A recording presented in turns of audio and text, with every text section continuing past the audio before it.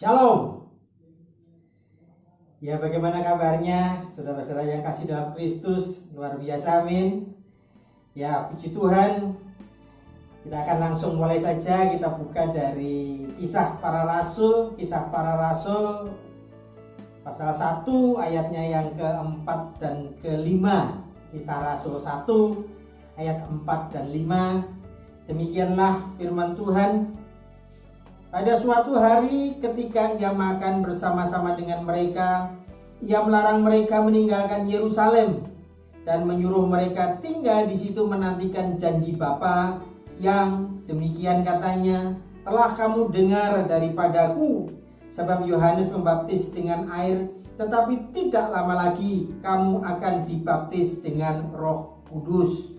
Ya, kita masih dalam suasana stay at home, tinggal di rumah.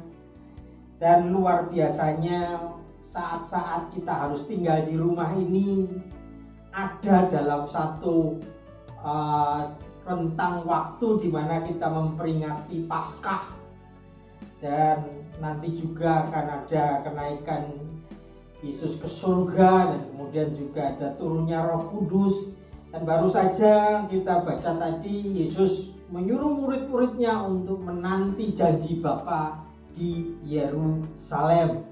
Sudah 1 bulan lebih kita tidak ke gereja, kita tidak ketemu teman-teman seiman, kita tidak beribadah di gereja. Dan sampai kapan kita tidak tahu. Sama dengan murid-murid juga tidak tahu berapa lama dia menantikan janji Bapa, berapa lama mereka ada di loteng Yerusalem. Yerusalem sendiri, kalau kita buka Alkitab di bagian awal, dulu disebutnya dengan Salem, damai sejahtera, sukacita yang luar biasa. Dan juga pesannya jelas dikatakan di situ, jangan tinggalkan Yerusalem. Jadi dimaknai jangan tinggalkan damai sejahtera di hati kita. Apakah Bapak Ibu saat ini masih memiliki damai sejahtera, atau mulai bosan, mulai tidak kerasan lagi, mulai bingung? Dan selama kita tinggal di rumah ini, banyak firman Tuhan sudah dinyatakan kepada kita. Kalau kita runut lagi dari awal, dulu ditekankan apa? Mazmur 91, tempat perlindunganku dan kubu pertahananku, Allahku yang kupercayai. Itu kita dengar dulu, selalu diucapkan seperti itu. Kita selalu dikatakan jangan takut, jangan khawatir. Walaupun kita tidak ke gereja, tapi kita tetap menjalankan ibadah raya di rumah, memakai online.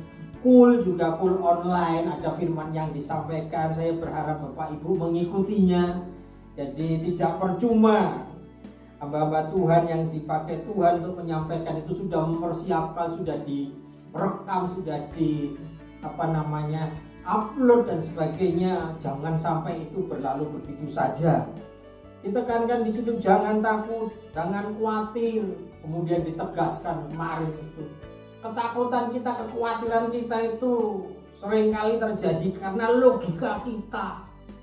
Tapi juga diingatkan, jangan juga kita ini sembrono. Artinya apa sih? Iman kita memiliki, kita percaya Yesus melindungi kita, tapi Tuhan juga memberikan akal budi kita. Ayo kita juga jangan sembrono. Buat mesbah keluarga. Bapak Ibu merasakan enggak mesbah keluarga itu seperti apa? Bagaimana kita membentuk mesbah keluarga itu seperti apa?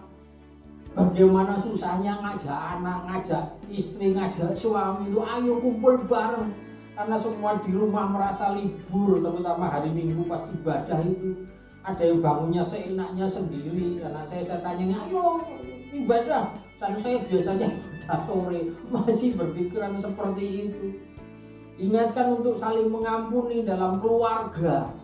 Ada pengampunan di situ karena Tuhan mau pulihkan keluarga kita, Tuhan mau pulihkan perekonomian kita, Tuhan mau pulihkan pekerjaan kita. Dan kemarin diingatkan lagi, mengucap syukurlah. Kita selalu mengucap syukur dalam segala hal. Tema yang saya angkat malam hari ini adalah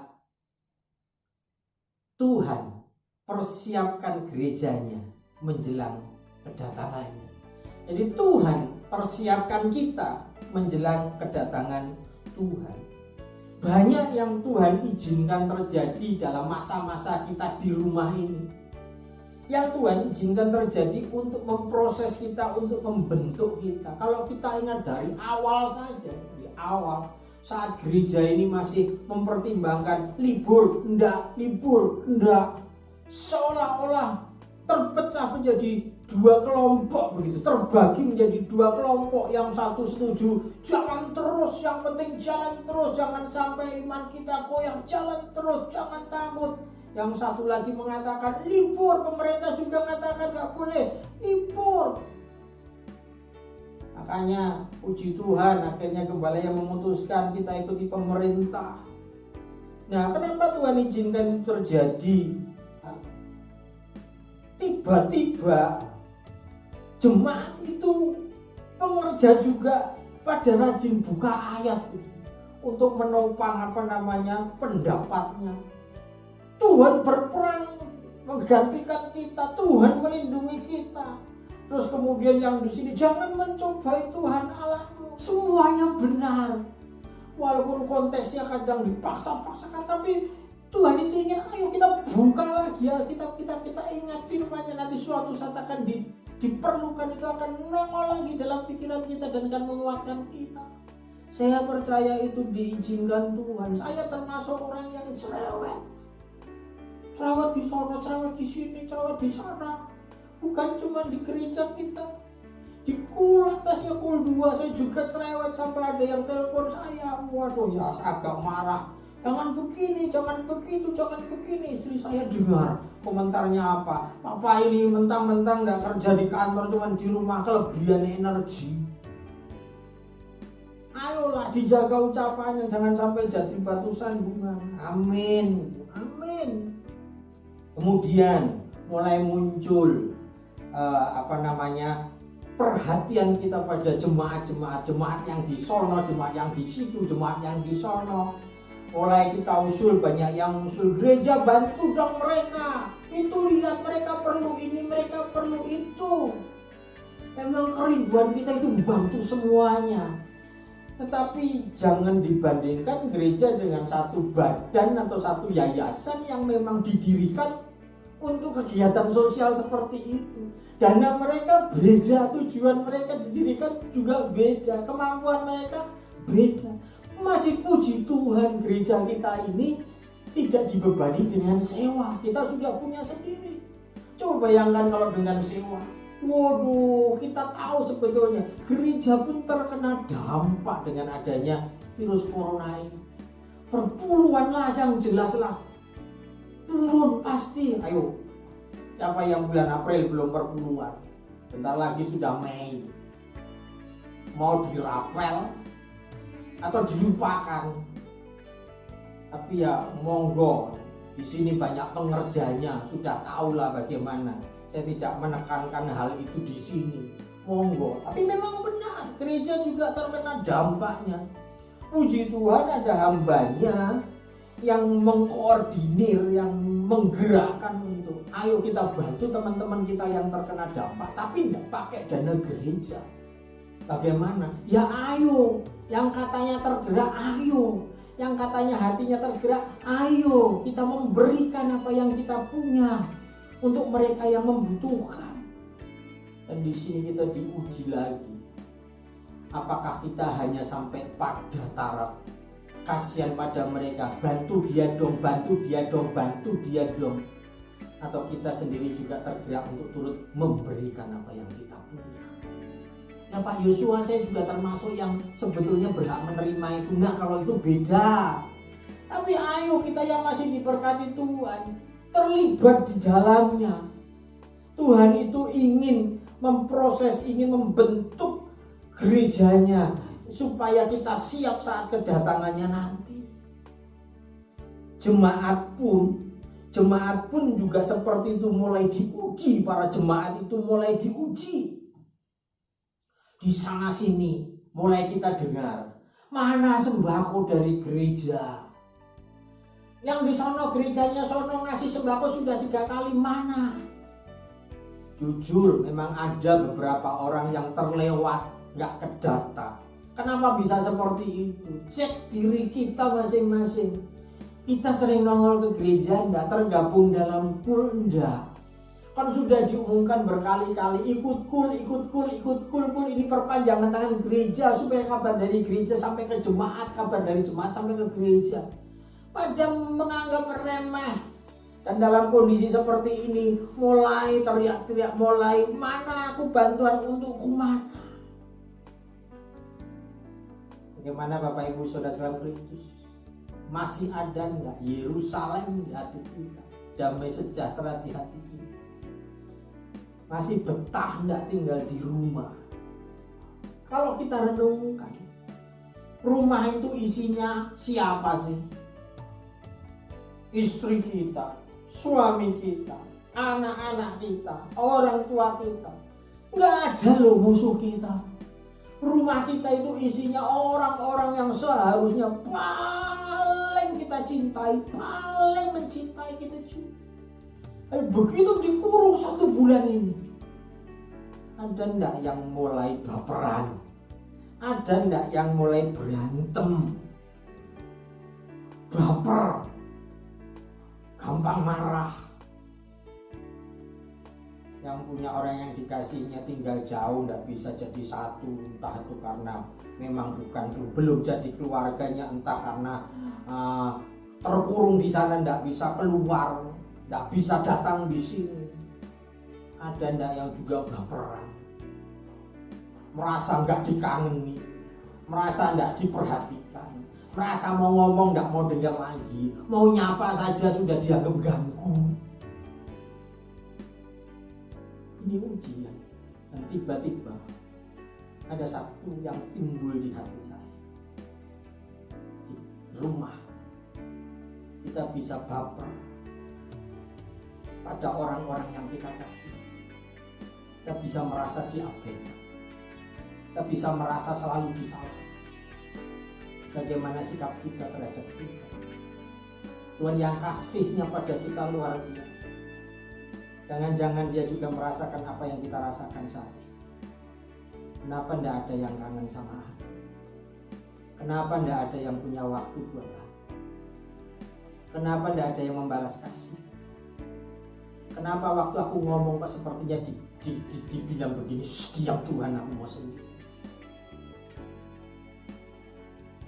Itu yang ada di hati saya.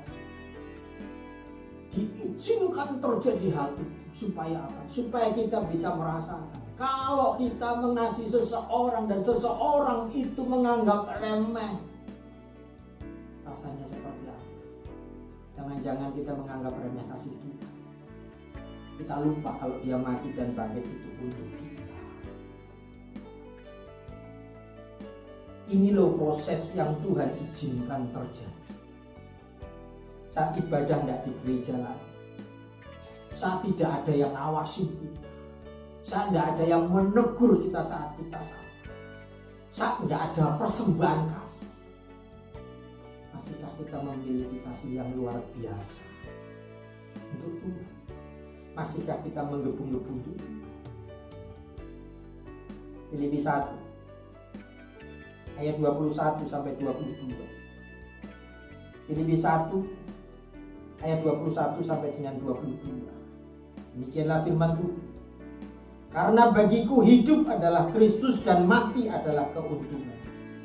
Tetapi jika aku harus hidup di dunia ini, itu berarti bagiku bekerja memberi buah. Jadi mana yang harus kupilih? Aku tidak tahu. Bapak Ibu Saudara dalam Kristus, gereja sedang diproses Tuhan menjelang kedatangannya. Ingat, pernah lihat gambar iblis sedang ngomong dengan Yesus? Ya, gampangnya lah iblis ngomong begini. Yesus, gerejamu semua gua tutup. Dan Yesusnya ngomong begini, kau salah. Justru aku sedang membangun banyak gereja di setiap rumah di mana anak-anakku tinggal. Betul, kita belum bisa ibadah di gereja.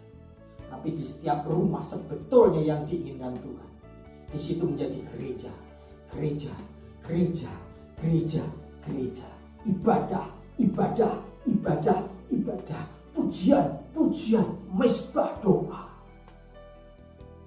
Tapi ternyata banyak masalah terjadi di situ. Tuhan izinkan terjadi untuk memproses kita. Sampai kapan diprosesnya? Gak ada yang tahu. Kita juga tidak tahu kok sampai kapan wabah ini berhenti. Masih ada berapa banyak lagi orang yang Tuhan izinkan sakit. Dan di antara sekian banyak yang Tuhan izinkan sakit itu, ada berapa yang masih diizinkan Tuhan untuk hidup di dunia ini, dan berapa yang dia minta untuk pulang balik ke rumah Bapa. Ayat yang tadi mengingatkan saya, Filipi 1 ayat 21 sampai 22 tadi. Tetapi jika aku harus hidup di dunia ini, itu berarti bagiku bekerja memberi buah. Yuk kita tangkap pesan Tuhan.